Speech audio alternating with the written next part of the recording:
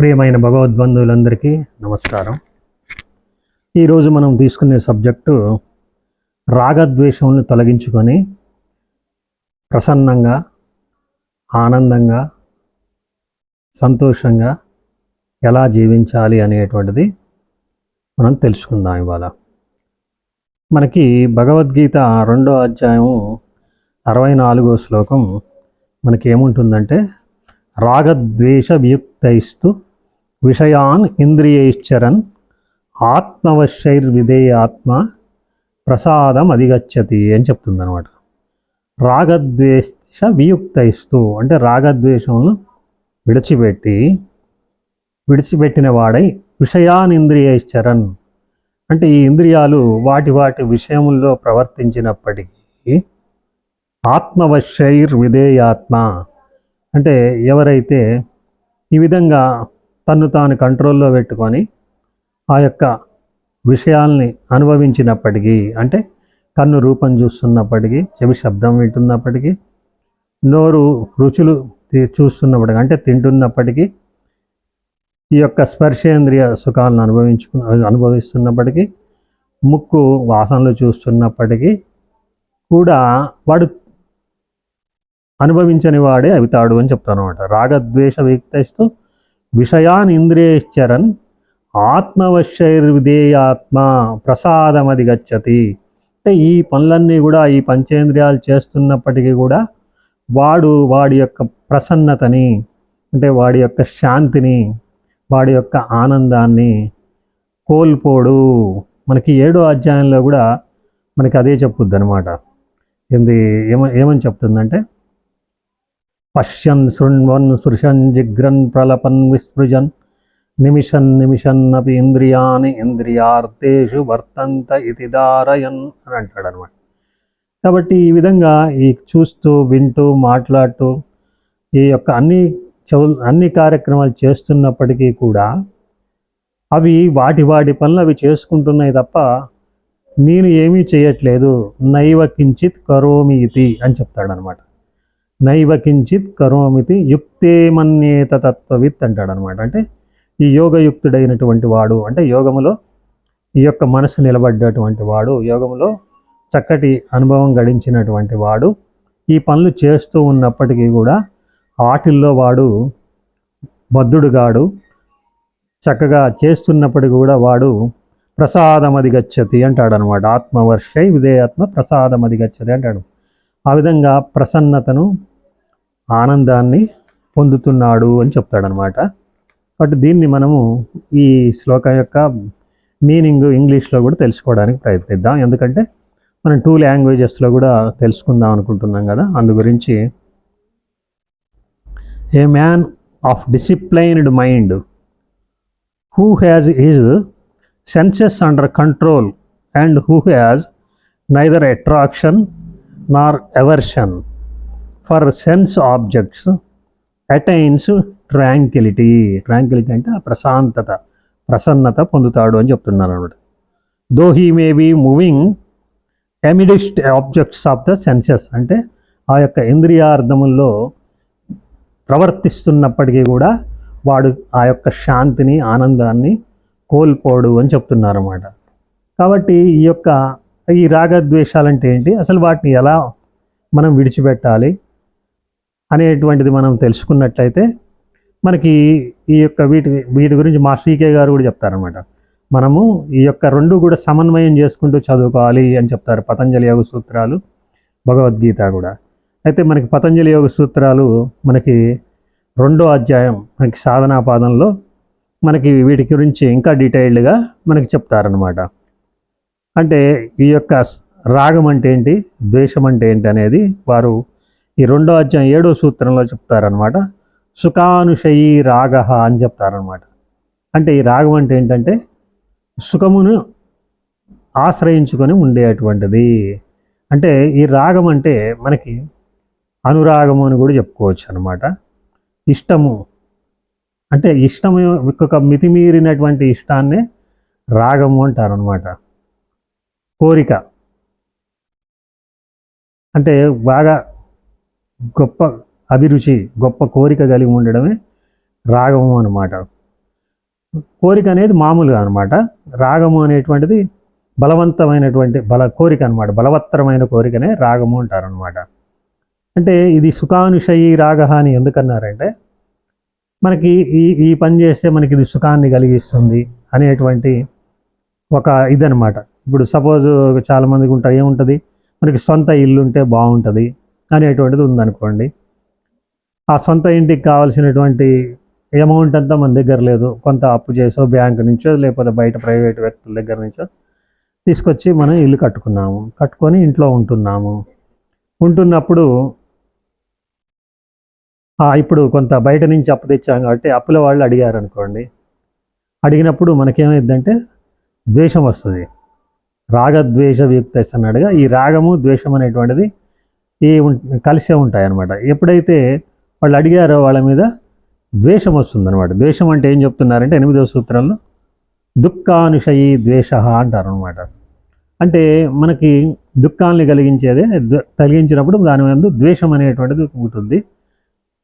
మనకు అందుకు వాళ్ళు ఏంది మనకి డబ్బులు అడగడం వల్ల మనకి బాధ అనిపిస్తుంది అనమాట. దుఃఖం అంటే ఏంటి, బాధ, మిజరీ. కాబట్టి దుఃఖానుషయి ద్వేష అని చెప్తాడనమాట. కాబట్టి మనం ఏంటంటే ఈ రాగద్వేషాలు అంటే ఇవన్నమాట. అయితే మనకి ఇక్కడ దీన్ని ఏం చెప్తున్నారో మనం చూసినట్లయితే ఇంగ్లీష్లో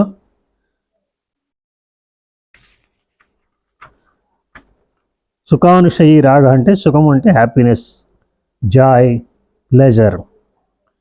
తర్వాత అనుషయి అంటే ఫాలోడ్ బై, రాగం అంటే అటాచ్మెంట్ అని చెప్తున్నారనమాట. తర్వాత ద్వేషం అంటే ఏంటంటే దుఃఖానుషయి ద్వేష అని చెప్పాడు కదా. అంటే దుఃఖ అంటే ఏంటి, మిజరీ, సారో ఆర్ సాడ్నెస్, దీన్నంతా కూడా దుఃఖం అంటారు. అనుషయి అంటే followed by or accompanied by దేశ అంటే ఎవర్షన్ లేకపోతే హేట్రేడ్, ఇంకేమంటారు డిజ్లైక్.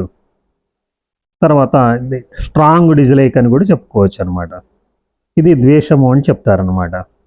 అయితే అసలు ఇది మనకి 7, 8 సూత్రాల్లో మనకి పతంజలి 2వ అధ్యాయంలో సాధనా పాదంలో చెప్తారనమాట. అసలు మనం చూసినట్లయితే అసలు సాధనా పాదంలో అసలు ఫస్ట్ మనకి ఏమేమి సూత్రాలు ఉన్నాయి ఫస్ట్ నుంచి, తర్వాత వీటిని ఎలా తొలగించుకోవచ్చు అని చెప్తున్నారు అనేటువంటిది మనం చూసినట్లయితే మనకి అక్కడ ఫస్ట్ సూత్రంలో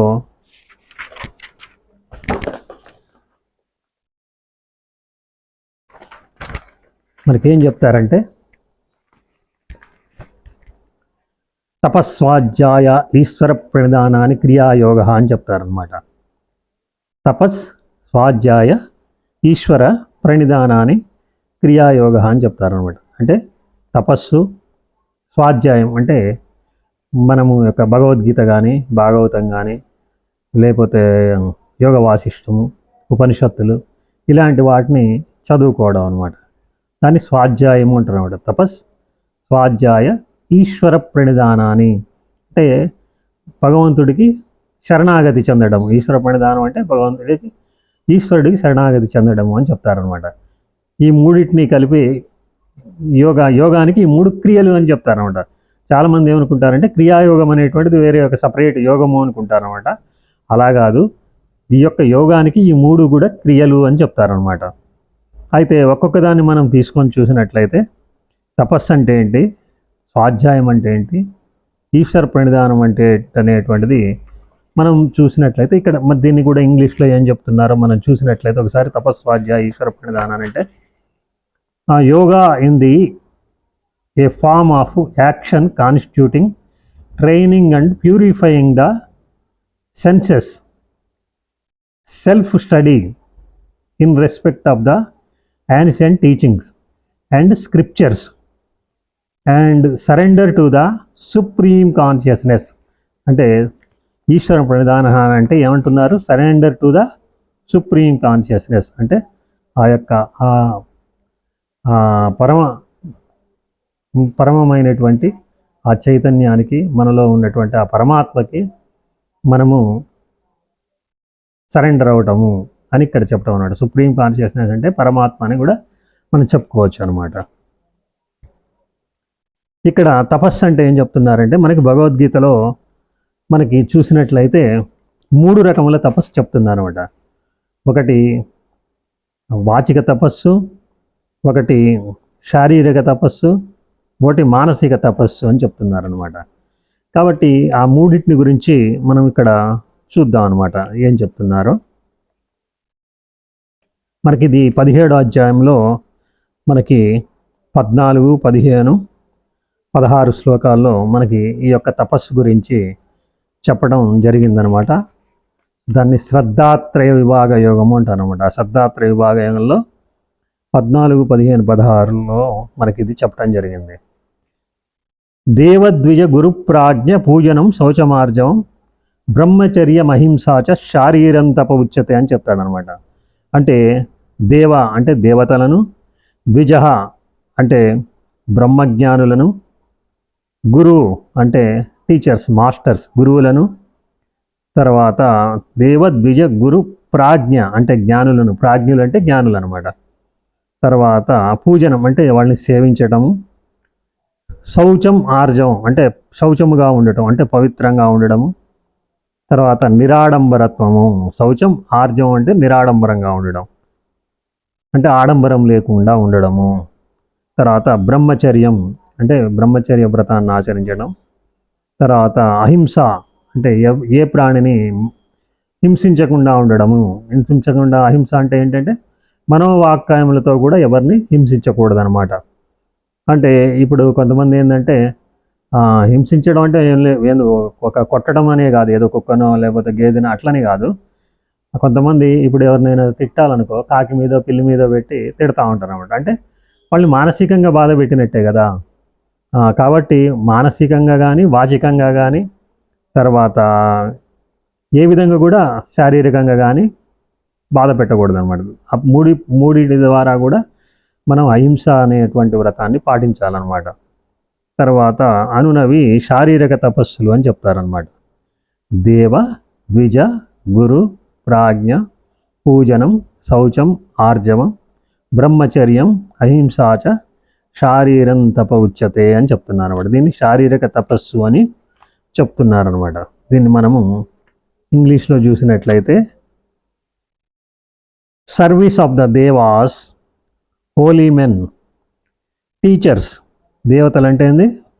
service of the devas, holy men అంటే ద్విజులు అంటే పవిత్రులు అనమాట, హోలీ మెన్. తర్వాత గురు అంటే టీచర్స్, అది గురు. ప్రాజ్ఞ, ప్రాజ్ఞ అంటే వైజ్ పర్సన్స్. పూజనం wise persons and also observances of cleanliness. Cleanliness అంటే మనకి దేవ ద్విజ గురు ప్రాజ్ఞ పూజనం శౌచం. శౌచం అని చెప్పాడుగా, అంటే శౌచం అంటే శుచిత్వంగా ఉండడం అంటే క్లీన్లీనెస్. ఆర్జవం అంటే uprightness.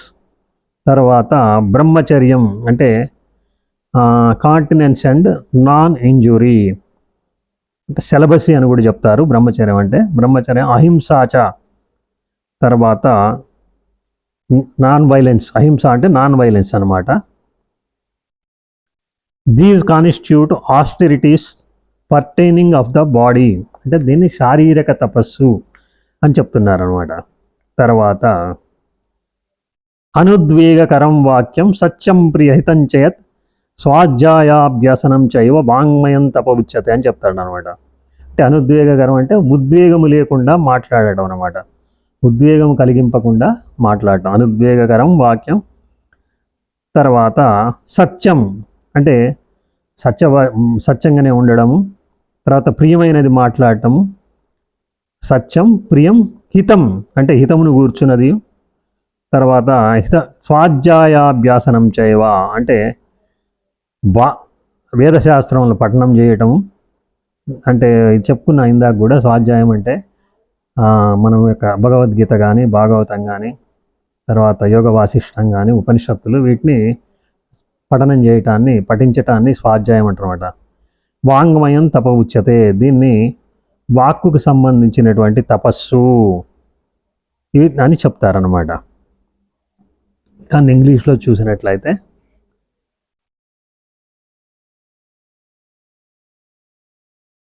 Speaking only words that are inoffensive అంటే అనుద్వేగకరం అంటే, తర్వాత సత్యం అంటే ట్రూ, తర్వాత ప్రియం అంటే ప్లెజెంట్ అండ్ బెనిఫిషియల్. సత్యం ప్రియ హితంచయత్ is also regulated recitation of scriptures అంటే ఇది స్వాధ్యాయం అనమాట.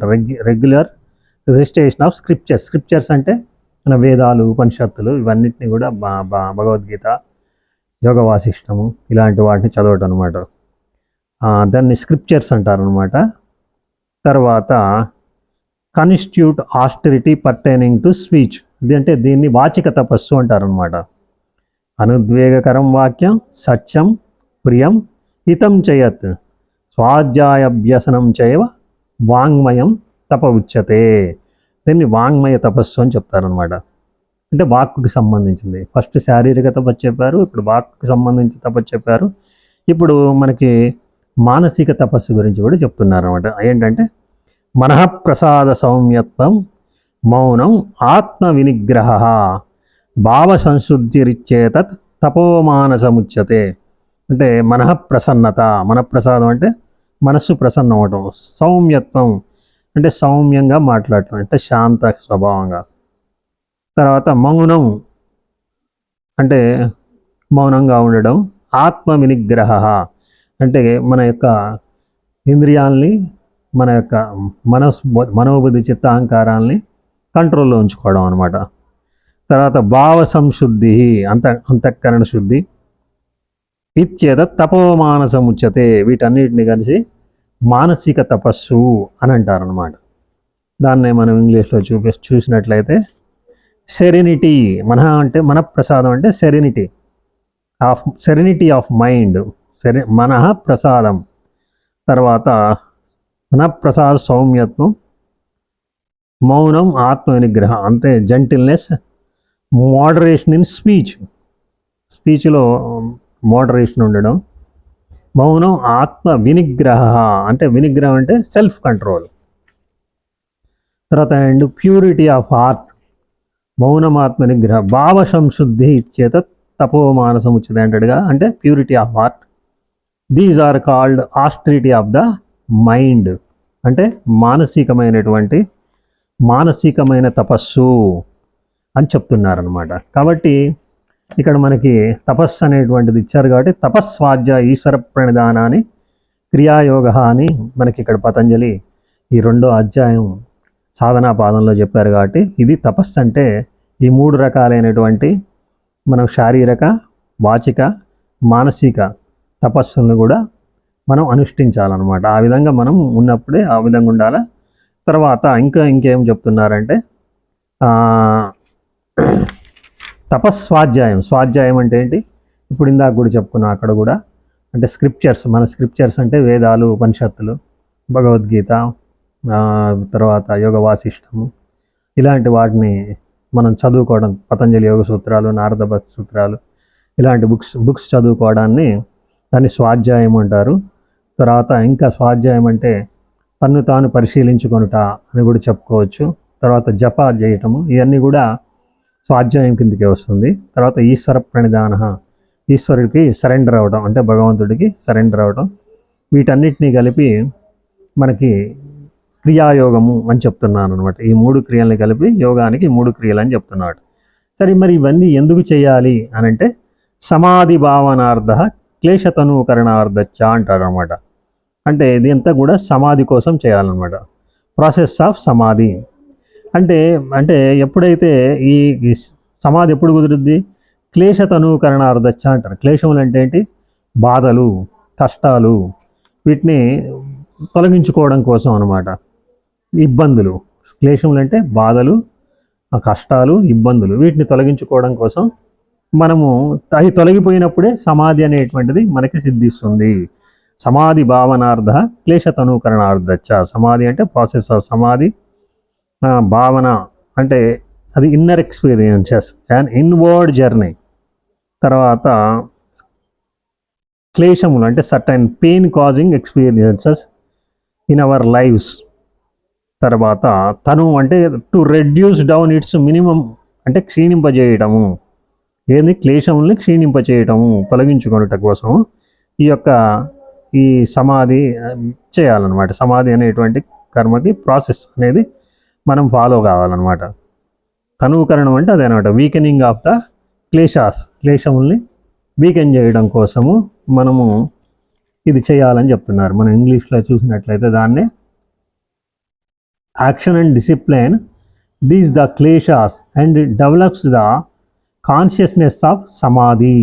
అంటే సమాధి మనకి కుదరటం కోసం ముందు ఈ క్లేశాలని మనం తొలగించుకున్నట్లయితే మనకి అప్పుడు ఆ సమాధి అనేటువంటి స్థితి మనకి వస్తుందన్నమాట. తర్వాత మనం మూడోది చూసినట్లయితే సూత్రం 3 చూసినట్లయితే ఇంకేమంటున్నారంటే ఈ యొక్క క్లేశాలు ఎన్ని రకాలో చెప్తున్నారు అనమాట. అవిద్య, అస్మిత, రాగ, ద్వేష, అభినివేశ, పంచక్లేశ అని చెప్తారు అనమాట. అంటే అవిద్య అంటే ఏంటి? ఇగ్నోరెన్స్, లేకపోతే నాన్ విద్య, లేకపోతే వరల్డ్లీ నాలెడ్జ్ అని కూడా చెప్పుకోవచ్చు. ఇంకా మనకేం చెప్తున్నదంటే అవిద్య అంటే దేహాదిషు అనాత్మసు అహం అస్మి ఇది ఆత్మబుద్ధి అవిద్య. అంటే అవిద్య అంటే ఏంటంటే ఈ దేహమే నేను అనుకోవడం అనమాట. ఎందుకంటే ఇప్పుడు మనము జనరల్గా ఎవరైనా ఈ చేతికున్న వాచ్ ఎవరిదంటే ఏం చెప్తాం? నాది అంటాం. షర్ట్ ఎవరిదంటే ఏమంటాం? నాది అంటాం. నీ చెయ్యి ఎవరిదంటే ఏం చెప్తాం? నాది అంటాం. మరి శరీరం ఎవరిదంటే నాది అంటాం. మరి నువ్వెవరు? ఇందులో ఉన్నటువంటి ఆ కాన్షియస్నెస్, చైతన్యము, ఆత్మ ఏదైతే ఉందో అది నువ్వు. కానీ మనం ఏమనుకుంటున్నాం? ఈ శరీరమే నేను అనుకుంటున్నాం అనమాట. ఇప్పుడు శరీరాన్ని ఉద్దేశించే కదా నేను హైదరాబాద్ పోతున్నా, లేకపోతే నేను ఊరికి పోతున్నా, నేను ఎక్కడికో ఫంక్షన్కి పోతున్నా అనేంటి ఎవరు పోతున్నారు? శరీరం పోతుంది. కాబట్టి శరీరాన్ని ఉద్దేశించే మనం మాట్లాడుతున్నాము, శరీరమే నేను అనుకుంటున్నాము. అదే అవిద్య అని చెప్తున్నారనమాట. నా విద్యతే ఇది అవిద్య అని కూడా చెప్తారనమాట. అంటే అది తెలియకపోవడము. ఏం తెలియకపోవడము? నేను చైతన్యాన్ని, నేను ఆత్మస్వరూపుణ్ణి అని తెలియకపోవడమే అవిద్య అనమాట. దానివల్లనే ఈ యొక్క మిగిలినటువంటి క్లేశములు కూడా కలుగుతున్నాయి అన్నమాట. ఏమేంటవి? అవిద్య, అస్మిత, రాగ, ద్వేష, అభినివేశ, పంచక్లేశ. అవిద్య అంటే చెప్పాంగా, అవిద్య అంటే ఇగ్నోరెన్స్ ఆర్ నాన్ విద్య. తర్వాత అస్మిత అంటే the ego sense or I amness అంటారు. అంటే అస్మిత అంటే ఈ నేను అనేటువంటి భావన, అయామ్నెస్ అంటారు, దాన్నే ఈగోనెస్ సెన్స్ అంటారు. తర్వాత రాగ అంటే అటాచ్మెంట్, ద్వేష అంటే ద్వేషం అంటే స్ట్రాంగ్ డిజ్లైక్ అని చెప్తారనమాట. ఇంకేం చెప్తారు? హేట్రెడ్ అని కూడా చెప్తారనమాట. ఇష్టం లేకపోవడం, లైక్ అంటే ఇష్టము, డిజ్లైక్ అంటే ఇష్టం లేకపోవడం. కానీ ద్వేషం అంటే ఏంటంటే స్ట్రాంగ్ డిజ్లైక్ అనమాట. తర్వాత అభినివేశం అంటే ఏంటంటే ఫియర్ ఆఫ్ డెత్, అంటే deep rooted will to live, అంటే నేను ఎప్పుడూ బతికే ఉండాలి, నేను చచ్చిపోతా అనేటువంటి భయము, దీన్ని అభినివేశము అంటారనమాట. ఈ 5 క్లేశాలు అనమాట. ఈ క్లేశాలని మనం తొలగించుకున్నప్పుడే మనం ఆనందంగా ఉండగలం అనమాట. మళ్ళా దాని గురించి మనకి క్లియర్గా దానికి ఎక్స్ప్లెనేషన్ చెప్తారనమాట ఒక్కొక్క దాని గురించి. అసలు అవిద్య అంటే ఏంటంటే అనిత్య, అశుచి, దుఃఖ, అనాత్మసు, నిత్య, శుచి, సుఖ, ఆత్మఖ్యాతి అవిద్య అని చెప్తారనమాట. అంటే అనిత్యమైనటువంటి దాన్ని నిత్యమైనది అనుకోవడం అనమాట. అనిత్య అంటే నాన్ పర్మనెంట్ ఆర్ టెంపరీ. కాబట్టి దీన్ని, ఈ యొక్క నాన్ పర్మనెంట్ ఆర్ టెంపరీ దాన్ని శాశ్వతమైనటువంటిది. ఇప్పుడు దేహం ఉందనుకోండి, దేహం ఏముంది? ఎంతకాలం ఉంటుంది? ఒక 60, 70, 80 ఉంటుంది. మ్యాక్సిమం ఉంటే 100 సంవత్సరాలు ఉంటుంది, పోతుంది. కానీ ప్రతి వాడు ఏమనుకుంటాడు? నేను ఎప్పుడు బతికే ఉంటాను, నేను ఎప్పుడు బతికే ఉండాలి అనుకుంటాడు అనమాట. కాబట్టి దీన్ని అనిత్యమైనటువంటి దాన్ని నిత్యము అని తలుస్తాడు అనమాట. తర్వాత అశుచి, తర్వాత ఇంప్యూరిటీ ఆర్ నాట్ ప్యూర్. ఇప్పుడు ఈ శరీరం ఉందనుకోండి, ఇది నేను చాలా ప్యూరిటీగా ఉన్నాను అనుకుంటాడు అనమాట. కానీ దీని యొక్క ప్యూరిటీ అనేటువంటిది మనం పొద్దున్నే పడుకొని లేచిన తర్వాత చూస్తే మనకి అర్థమవుతుంది అనమాట. ఈ నవద్వారాల్లోంచి కూడా చెడు స్రవిస్తూ ఉంటుందన్నమాట. ఏ విధంగా? కళ్ళల్లోంచి బూసులు, చెవుల్లో గూవిలి, ముక్కులోంచి చీమిడి, నోట్లోంచి దుర్వాసన, పాసి వాసన, తర్వాత మలమూత్రాల యొక్క ఇది, మరి పొద్దున్నే అయిపోయి వస్తేనే ఫ్రీ అవుతాం అన్నమాట. కాబట్టి ఇదంతా కూడా అశుచి, ఇది దేహం, కానీ శుచి అనుకుంటాడు అనమాట. తర్వాత దుఃఖం అంటే pain or misery or sorrow. ఈ యొక్క శుచి, దుఃఖ అనాత్మసు. అనాత్మ అంటే not the self, not the soul. అంటే ఈ యొక్క శరీరమే నేను అనుకోవడమే అనాత్మను ఆత్మ అనుకోవడం అనమాట. అంటే ఆత్మ అంటే శాశ్వతమైనటువంటిది, కాబట్టి నేను ఎప్పుడు శాశ్వతంగా ఉంటా అనుకుంటాడు కదా. కాబట్టి ఇది అనమాట. ఇప్పుడు దుఃఖాన్ని సుఖం అనుకోవడం అంటే ఏంటంటే, ఇప్పుడు మిరపకాయ బజ్జీలు ఉన్నాయి అనుకోండి, మిరపకాయ బజ్జీ తింటే సుఖంగా ఉంటుందా దుఃఖంగా ఉంటుందా? వీడు ఏమనుకుంటాడు? సుఖంగా ఉంటుంది అనుకుంటాడు. కానీ అది తిన్న తర్వాత నోరంతా మండుతా ఉండి అని దాన్ని ఏమంటారు, అట్లా ఇది చేస్తూ మంచినీళ్ళు తాగడం ఇవన్నీ చేస్తాడు. అంటే ఆ యొక్క దుఃఖకరమైనటువంటి వాటిని సుఖముగా భావిస్తాడు అనమాట. అట్లనే అదే కాదు, తర్వాత బిర్యానీ లాంటి బాగా మసాలా వేసినాయి అలాంటివన్నీ కూడా తింటూ ఉంటాడు అనమాట. లోపల ఏమైంది, తర్వాత అల్సర్స్ వస్తాయి అన్నమాట. కాబట్టి ఈ దుఃఖమైనటువంటి వాటిని సుఖము అనుకుంటా ఉంటాడు అనమాట. ఇది అనమాట. అనిత్య అశుచి దుఃఖ అనాత్మసు నిత్య సుఖ ఆత్మఖ్యాతి అవిద్య. అది అవిద్య అంటే అనమాట. తర్వాత అశుచి అయినటువంటి దాన్ని శుచి అయింది అనుకోవడము. ఈ సుఖము అంటే ఇది అశుచి అయింది శుచి అనుకోవడము, దుఃఖాన్ని సుఖం అనుకోవడము, ఆ అనాత్మను ఆత్మ అనుకోవడము, తర్వాత అనిత్యమైనటువంటి దాన్ని నిత్యమైనటువంటిది అనుకోవడము, ఇదే అవిద్య అని చెప్తారనమాట. దీన్ని మనము ఇంగ్లీష్లో చూసినట్లయితే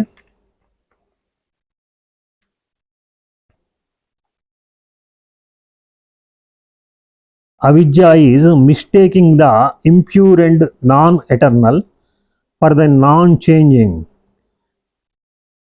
ఎటర్నల్ అండ్ ప్యూర్ అంటే ఏదైతే ఇంప్యూర్ని ప్యూర్ అనుకుంటాడు, నాన్ ఎటర్నల్ని ఎటర్నల్ అంటే శాశ్వతంగా ఉండే, అశాశ్వతమైనటువంటి దాన్ని శాశ్వతమైంది, ఈ శరీరం శాశ్వతంగా ఉంటుంది అనుకోవడం అనేది అదే. సోల్ అనేటువంటిది శాశ్వతం, అందులో ఆత్మ శాశ్వతం. కానీ ఆత్మ గురించి ఏం చెప్తాడు భగవద్గీతలో కూడా, అజో నిత్య శాశ్వతోయం పురాణం అని చెప్తాడు కదా. అజహ అంటే పుట్టుక లేనటువంటిది, నిత్యము అంటే ఎటర్నల్, శాశ్వతంగా ఉండేది పర్మనెంట్. అజో నిత్య శాశ్వతం. పురాణం అంటే ఏంటి, మనకి ఎప్పటి నుంచో ఉన్నటువంటిది అని చెప్తారనమాట. కాబట్టి ప్రైమోడియల్ అంటారు దాన్నే. ఇది అట్లాంటి సెల్ఫ్ ఆత్మని, శరీరాన్ని ఆత్మ అనుకోవడం, దీన్ని ఎంత కూడా అవిద్య అంటారు అనమాట. తర్వాత దుగ్దర్శన శక్తి ఏకాత్మతేవ అస్మిత అంటారనమాట. అంటే మనకి ఇప్పుడు 5 రకాల అవిద్య, అస్మిత, రాగ, ద్వేష, అభినివేశ అని చెప్పాడు కదా. ఇప్పుడు అవిద్య గురించి చెప్పుకున్నాం. అస్మిత అంటే ఏంటంటే దర్శన శక్తి ఏకాత్మతేవ అస్మిత అంటే, మనం ఇప్పుడు చూసేవాడు ఇందులో ఉన్నటువంటి వాడు చూసేది దృశ్యాన్ని చూస్తూ ఉంటాడు, అందులో కలిసిపోవడం అనమాట. ఇప్పుడు సపోజు సీరియల్ వస్తుంది అనుకోండి, ఆ సీరియల్లో అది కొద్దిగా ట్రాజెడీ సీరియల్, ఒక అత్తగారు కోడల్ని బాధ పెట్టే సీరియల్ ఏదో ఉందనుకోండి. ఇప్పుడు ఈ ఆడవాళ్ళందరూ సీరియల్లో చూసినప్పుడు ఏమవుతారు, అందులో కలిసిపోతారనమాట. ఇలా ఆ కోడల్ని బాధ పెడతామంటే ఆమె బాధపడి ఆమె ఏడుస్తుంది అనుకో, వీళ్ళు సీరియల్ చూస్తూ ఏడుస్తూ ఉంటారనమాట. అంటే అది అందులో ఆ దృశ్యంలో కలిసిపోయారు అనమాట. అంటే అది ఉత్తిదే, అందులో ఏముంది, ఒక డైరెక్టర్ రాసింది, అందులో యాక్టర్లు ప్రదర్శిస్తున్నారు. అది ఉత్తి సీరియలే, అది సినిమా కాదు, ఇంకా సీరియల్ కానీ ఏంది, అది ఉత్తి కథ, అది ఊహించి మామూలుగా రాసింది అది. కానీ అది ఇక్కడ వీళ్ళు ఏమనుకుంటారు, అక్కడ నిజంగా అమ్మాయి కష్టపడుతుంది, బాధపడుతుందని, ఆ బాధ ఏదో వీళ్ళకే వచ్చినట్టు వీళ్ళు ఏడుస్తూ ఉంటారు అనమాట.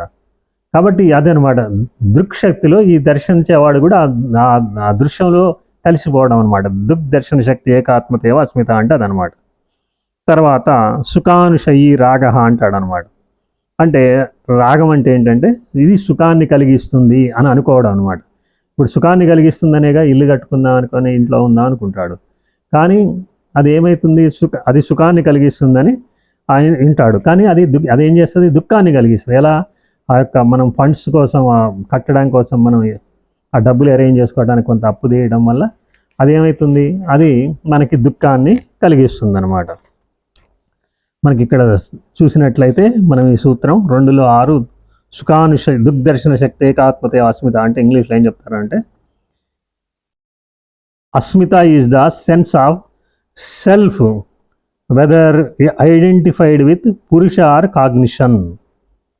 తర్వాత సుఖానుషయి రాగ అంటే రాగ is attraction associated with pleasure. రాగ is attraction associated with pleasure. తర్వాత దుఃఖానుషయి ద్వేష అంటారు అనమాట, అంటే దుఃఖంని కలిగించి. అంటే ద్వేష is aversion associated with pain. Pain అంటే దుఃఖం కలిగేట, ఎవర్షన్ అంటే ద్వేషం. ద్వేష is aversion associated with pain. తర్వాత అభినివేశము. అభినివేశం అంటే ఏంటంటే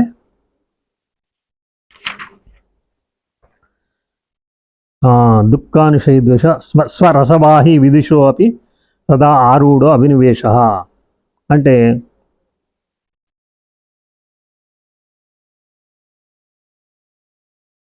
ఎవరైతే ఈ యొక్క లెర్న్డ్ పర్సన్స్ ఆల్సో, అంటే ఈ తెలివి కల్ల వాళ్ళు కూడా, అంటే భగవద్గీత తర్వాత ఇలాంటివన్నీ చదువుకున్నటువంటి వాళ్ళు కూడా ఒక్కోసారి వాళ్ళు చెప్పుకుంటారు ఇదంత ఈ శరీరము నశించిపోయేటువంటిది, తర్వాత ఈ యొక్క ఆత్మ పర్మనెంట్గా ఉంటుంది అని అన్నీ తెలిసిన అటువంటి వాళ్ళు కూడా అప్పుడప్పుడు వాళ్ళు ఈ యొక్క అభినివేశానికి లోనవుతారు. నేను చచ్చిపోతాను, నేను అనేటువంటి ఒక ఇదిలో వాళ్ళు వెళ్ళిపోతారనమాట. దాన్నే అభినివేశము అంటారనమాట. ఆత్మ శాశ్వతము నిత్యము అజర అని చెప్పుకుంటాం కూడా, కానీ ఈ దేహం ఏముంది, దేహం ఏదో వాసాంసి జీర్ణాన్ని యదా విహాయ నవాని గృహ్ణాతి నరోపరాణి తదా శరీరాన్ని విహాయ జీర్ణన్యాని సంయాతి నవాని దేహి అని చెప్తాం. అంటే ఈ యొక్క జీర్ణమైన వస్త్రాన్ని, అంటే చినిగిపోయిన వస్త్రాన్ని మనం వదిలిపెట్టి కొత్త వస్త్రాలు వేసుకున్నట్టు ఈ ఆత్మ కూడా ఈ యొక్క ముడతలు పడ్డ శరీరము, నెరిసిపోయినటువంటి జుట్టు, ఇలాంటి పాత శరీరాన్ని వదిలేసి కొత్త శరీరాన్ని తీసుకుంటుంది అని చెప్పేటువంటి అని శ్లోకాలు చదువుకుంటా ఉన్నా కానీ వాళ్ళకి మళ్ళీ అది బయట వాళ్ళకి చెప్తానికి బాగా ఉంటుంది, కానీ తన దగ్గరికి వచ్చేసరికి ఒక భయానికి భీతికి లోనవుతాడు అనమాట. దాన్ని అభినివేశము అంటారు అనమాట. తర్వాత సూత్రంలో చూసినట్లయితే అభినివేశ is the desire for life associated with the fear of death అని చెప్తారనమాట. తర్వాత తే ప్రతిప్రసవహేయ సూక్ష్మ అంటే అవి ప్రతిప్రసవంతో తొలగించుకోవాల్సినది. తే అంటే దే ప్రతిప్రసవ going backward or counter revolution. హేయ అంటే avoiding something which is not good for. తర్వాత సూక్ష్మ సటల్ ఇన్ నేచర్. అంటే ఇక్కడ ప్రతిప్రసవం అనేటువంటిది మనం చూసినట్లయితే భూమిలో ఒక ఏదన్నా విత్తనం వేసినాం అనుకోండి, అంటే ఏదన్నా ఒక వేసిన తర్వాత అదేమైంది, ఒక 3 రోజులకో 4 రోజులకో 5 రోజులకో ఆ మొక్క అనేటువంటిది భూమిని చీల్చుకొని పైకి వచ్చేస్తుంది. That is evolution. ఎవల్యూషన్ అంటే అదనమాట, పరిణామం చెంది అది పైకి వచ్చేస్తుంది అనమాట.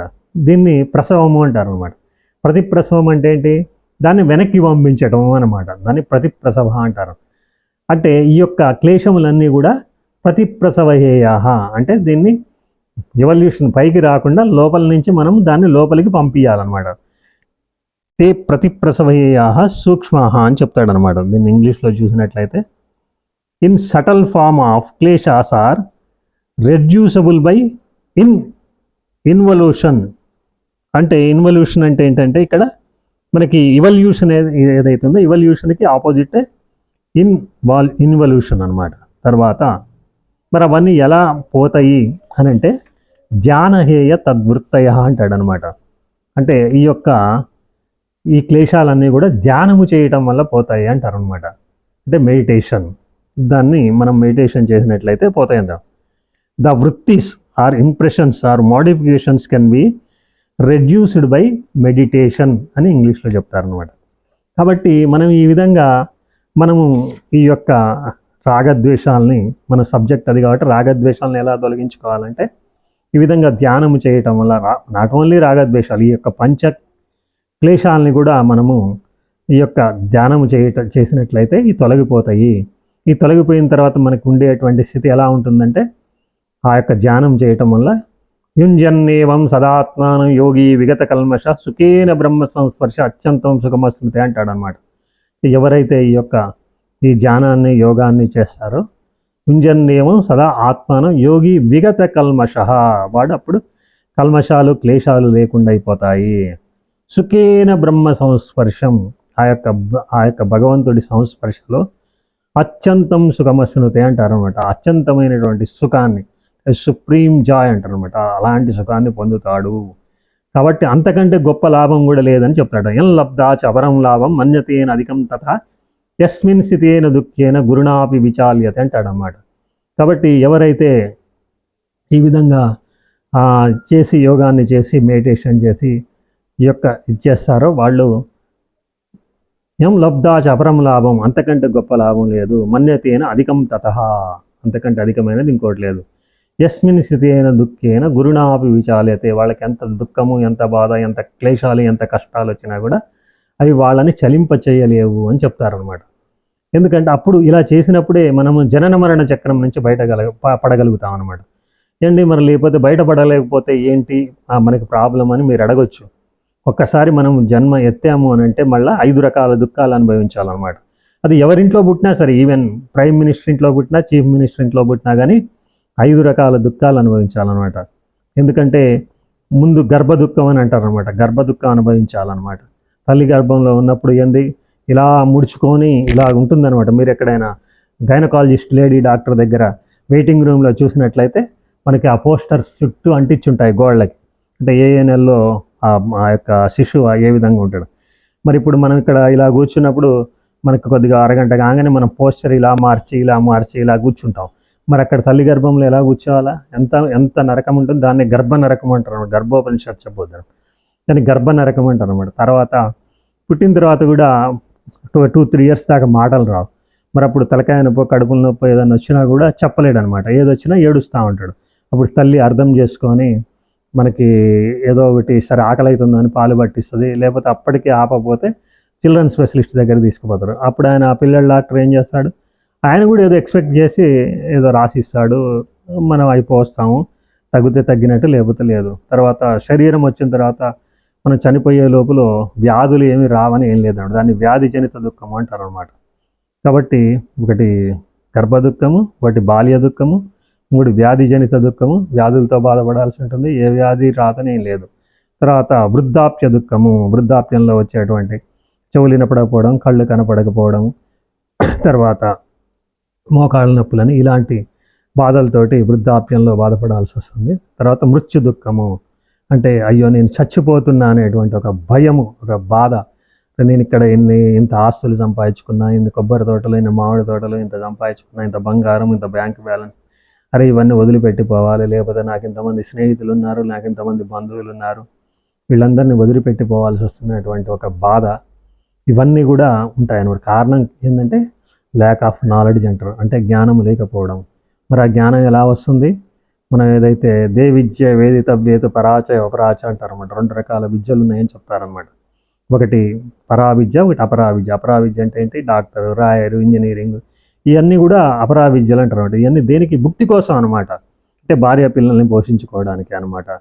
అది ఏదైనా కానీ, డాక్టర్ కానీ, లాయర్ కానీ, ఇంజనీరింగ్ కానీ, ఏదో గంటకి లక్షల్లో తీసుకునేటువంటి సుప్రీంకోర్టు లాయర్, ఏ వృత్తి అయినా సరే అది భార్య పిల్లల్ని పోషించుకోవడానికే పనికి వస్తుంది. కానీ అది మనకి ముక్తిని కలగజేయదు. ముక్తిని కలగజేస్తుంది అది. కానీ ముక్తిని కలగజేయాలంటే బ్రహ్మ విద్య నేర్చుకోవాలంట. బ్రహ్మ విద్య అంటే ఏంటి? ఇది శ్రీమద్ భగవద్గీత ఉపనిషత్ బ్రహ్మ విద్యాయాం అంటాడు అనమాట. అంటే మనం భగవద్గీత కానీ ఉపనిషత్తులు ఇవన్నీ చదువుకోవడమే బ్రహ్మ విద్య అనమాట. ఇది మనం ఎలా ముక్తిని మోక్షాన్ని పొందాలి అనేటువంటిది మనకి తెలియజేస్తుంది అనమాట. కాబట్టి మనము ఈ విధంగా మనం బ్రహ్మ విద్యని, జ్ఞానాన్ని తెలుసుకొని మనము మన జీవితాన్ని, మన జన్మని ధన్యం చేసుకోవాలన్నమాట. మనం ముక్తిని మోక్షాన్ని పొందటమే కాకుండా ఎంతోమందికి మనం మార్గదర్శకంగా ఉండి వాళ్ళకు కూడా ఈ యొక్క మనం ఎలా వెళ్ళాలి, ఆ ముక్తిని మోక్షాన్ని ఎలా పొందాలి అనేటువంటిది తెలియజేసినప్పుడే మన జీవితం సార్థకమైనట్లు అనమాట. స్వస్తి.